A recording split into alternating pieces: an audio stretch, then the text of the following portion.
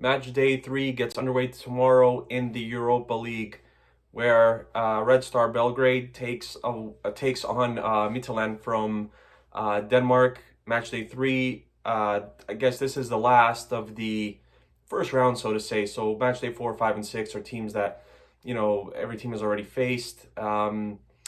So the match has been headlined by a lot of injuries and kind of one suspension for both teams. Alexander Katai will not play for Red Star. He's still recovering. He's recovered from the coronavirus, but I think he has some lingering effects still from the virus. Živkovic will not be a part of the team neither. He is also kind of in that phase where he's recovered, but he's also, I think, feeling unwell. And they're going to try to kind of ease him in. And I think that they would just rather save both guys for the later matches, to tell you the truth. Pavkov has contracted coronavirus, so he's out as well. Veljko Nikolic did not travel with the team. He picked up a knock. Dragovic, Degenek, and Borjan are back with the club. They're fully healed. And on the other side, from Midtjylland, Brumada, their number one striker, the leading goal scorer for this season, will not play due to an injury that he picked up on the weekend.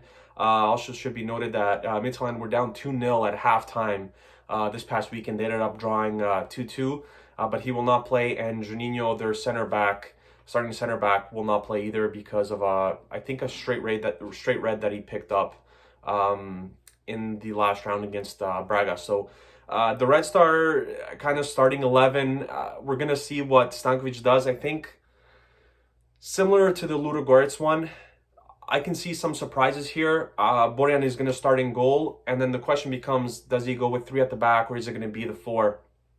Personally, I think it's going to be 3, so it's Degenek, Dragovic, and I think Erakovic played really well against Ludogorets in that last match. He had one mistake closer to the end of the game that could have easily cost us, but he's been steady this season for the most part, and I expect him to start. The fullbacks or the attacking backs, whatever you want to call them, the wing backs. Rodic on one wing, and I think Gobilic will start on the other. Rodic has been really good this season. He had another, I believe, 2 assists on the weekend. Red Star beat Kolubara by a score of 7-1. He had 2 assists in that game. He's been really good. He's been steady this season. Usually he's a player that he's usually a lot of fans don't seem to like him that much. I really do. When he's healthy, he is really good. And he's really been healthy this season for the most part. I don't think he's missed any games, maybe 1 or 2, but he's been healthy for the most part. And I think that's usually in past year, that's kind of the only thing that's kind of held him back is injuries. And then once he gets back in the lineup, it takes him a game or two to kind of catch up with the rest of the teammates. But I think that he's been really good this season. On the right, Gobilic again. It's been kind of a platoon with Gajic and Gobilic, which is a good thing to have. But then it also questions the quality that you have if you can throw 2 guys out there. In various matches, and feels like one guy plays one match and then the other guy plays the other. And in the central midfield area, Sonogo and Kanga, I don't think that's going to change in terms of that. So I think it's going to be a 3-4-2-1, and then Ivanic and Falco, the attacking midfielder, so to say. And I think it's going to be Ben up top. Look, very thin striker right now. You have Pavkov, who's out. You have Louis Diony, who's back, but he's had 1 training session. Živkovic is out.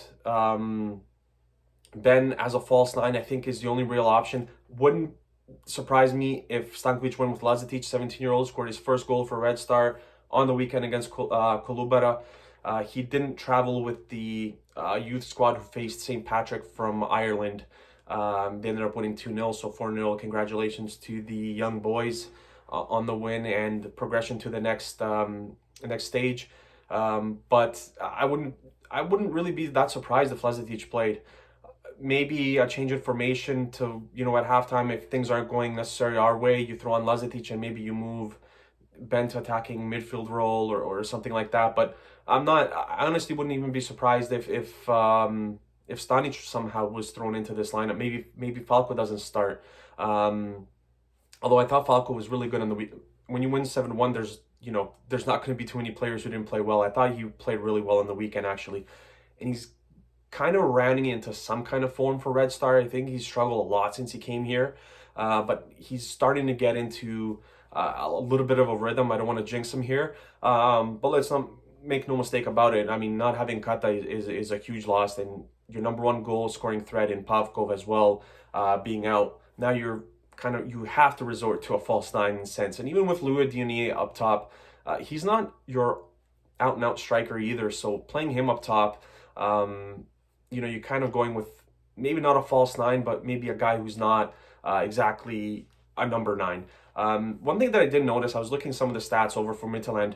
The first match, 17 shots on target. They drew Ludogorets. A lot of people saying that they should have even won that match. 17 shots on target. Their passing accuracy was something like 86, 87%. If you go back to my videos, my first videos, I always say that around 85, 86% passing succession, so to say, is kind of where you want to be at. And then the match that they lost to Braga, I believe they lost 4-1 or 3-1 or something like that. Don't quote me on that. Sorry, I don't know the exact score. I think it was 4-1 though. Their passing dropped to about 75% and they only had 7 total shots. So they're you could kind of look at the stats and you could kind of, just by looking at the stats, almost predict the score, at least if they won, drew or lost. I think they're one of those teams. Red Star stats aren't that great. I think something like 75% passing against Ludogorets and something like 70 against Braga, even though we end up winning both matches, which kind of shows you that we don't have to be at our best to win matches, although you want to be at your best. But it just shows you that even when the team maybe isn't clicking, you still have the ability to win matches. And that's something that you can't say about the team, 6-7 years ago before we were making Champions League and Europa League.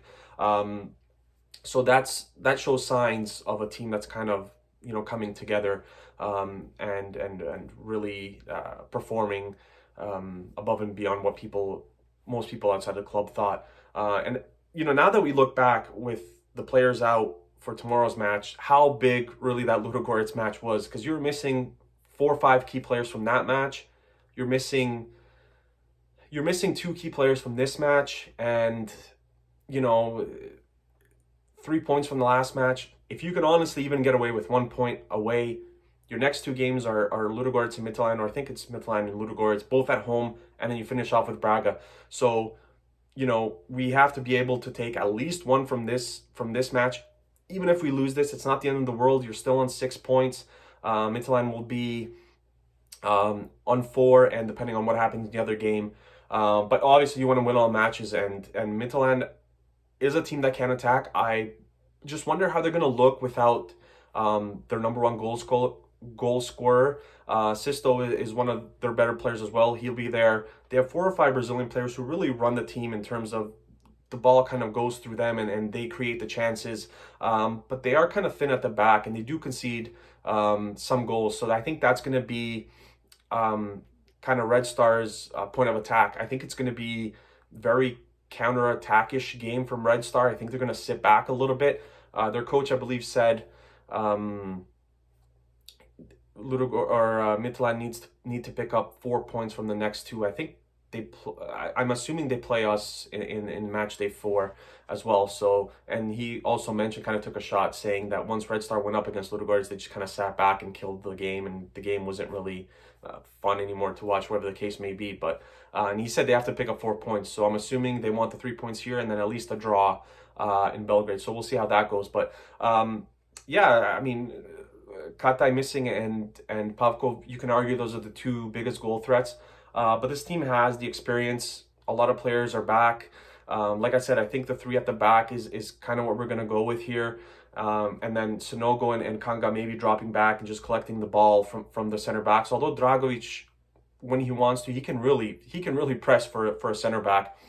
He can really put on some moves and look like Cristiano Ronaldo out there at some points of the match. No, I'm just kidding. He does have the ability to in the attacking third, and he scored some goals in the last few matches. So we're starting to look better from set pieces, which is very important. We were really good at set pieces last season. This season, we've kind of stumbled a little bit. Again, Milunovic leaving, he feels like he scored every match from a set piece. I'm looking forward to the match. Like I said, a lot of the offensive categories, Red Star ranks in like the bottom third of all Europa League teams, and some of the more defensive categories we rank at the top. So It's going to be an interesting match. Midtjylland is missing two key players. We're missing two key players. Going forward, we always want the 3 points. And yeah, let's see what happens tomorrow.